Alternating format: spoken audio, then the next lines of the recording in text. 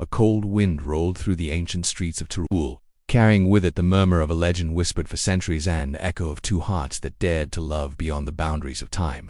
Even now, when dusk settles over the city and the Mudar towers glow with fading sunlight, some say you can still hear the sigh of a girl longing for her beloved and the final breath of a boy whose love was greater than fate itself. Teruel, in the early 13th century, was a city built on stone, pride, and tradition. Its narrow streets wound like ribbons between sandstone buildings, and its people held tightly to customs older than memory.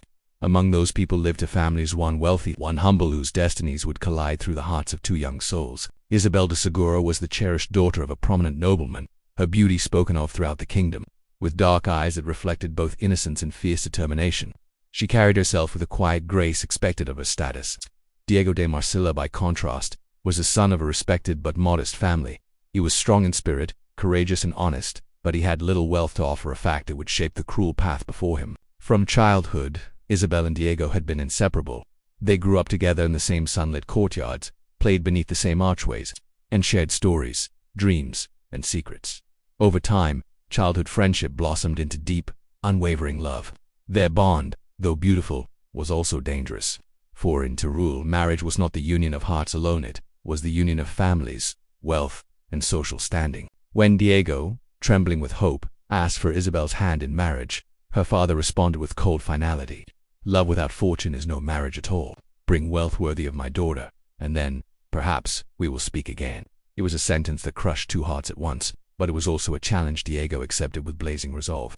He promised Isabel that he would return with enough fortune to earn her father's blessing, no matter how long it took. With tears on her cheeks and a pledge on her lips, Isabel agreed to wait. 5 years. That was the time granted. 5 years to build a fortune. 5 years to prove that love was stronger than poverty. And so, Diego left Teruel with nothing but courage and a promise that warmed him through the coldest nights. "I'll return to you." Isabel watched him go until he vanished down the winding road, her heart breaking and swelling at the same time. She returned to her empty chambers each night and prayed for his safety, for his return, for their future. Days turned into months. Months slipped into years. News reached Teruel of battles fought, territories conquered, and fortunes made by brave knights and bold adventurers. Diego's name occasionally appeared in travelers' tales. All was spoken with admiration. His victories stirred hope within Isabel's heart, and for long years she waited faithfully. But life, like time, is unforgiving. Isabel's father began pressuring her to marry, reminding her that a woman could not remain unwed forever, especially one of her status. Suitors arrived, wealthy, influential, eager to claim the hand of the most admired woman in Teruel. But Isabel resisted, her heart anchored to a promise. As the 5th year approached its end, whispers spread of a tragedy that Diego had fallen in battle. No confirmation came, but doubt began to suffocate her hope. Her father, insisting it was time to secure her future, arranged her marriage to Pedro Fernandez de Segura, a powerful and wealthy nobleman. On the final day of the 5th year, still Diego had not returned. With a heart heavy as stone, Isabel gave in. Her wedding was beautiful, attended by the city's nobility. Bells rang, musicians played, and feasts filled the halls. But within Isabel there was only emptiness, as though someone had hollowed out her soul. And then one day too, Diego returned. Dust-covered, battle-worn, carrying a fortune forged through blood and sacrifice. He arrived in Teruel with joy burning in his chest. He imagined Isabel running to greet him, arms open, eyes bright with love. He imagined fulfilling the promise that had driven him through every hardship. But instead he walked into a celebration, the celebration of Isabel's marriage. His world collapsed in an instant. He stood frozen among the laughter, his heart shattering as he learned the truth. Isabel was now the wife of another. When word reached Isabel that Diego had returned, her breath caught, her hands trembled. The world spun around her as a storm of emotion flooded her senses. She rushed to find him, uncertain of what she could possibly say. They met in a quiet chamber lit only by a single candle. Diego's eyes held years of longing and heartbreak. Isabel's eyes glistened with remorse and love. "Isabel," he whispered, his voice trembling, "give me just one thing. One kiss. Let me have that before I return to the shadows." Her heart clenched, torn between love and duty, between the man she had promised herself to and the husband she now belonged to. "I cannot," she whispered, tears spilling. "I am married, Diego.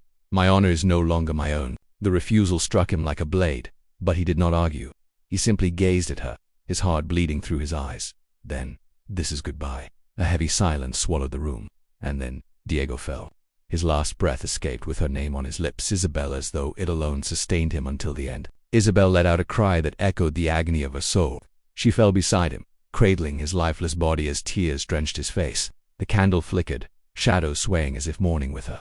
News of Diego's death reached Pedro, who, though wounded by the betrayal of lingering love, understood the depth of their bond. But nothing could prepare him or the city for what came next. At Diego's funeral, Isabel walked with slow, fragile steps toward the coffin. The people of Teruel watched in silence as she approached the body of the man she had loved beyond reason and time. She placed her trembling hands on his chest, leaned down, and pressed her lips to his cold ones.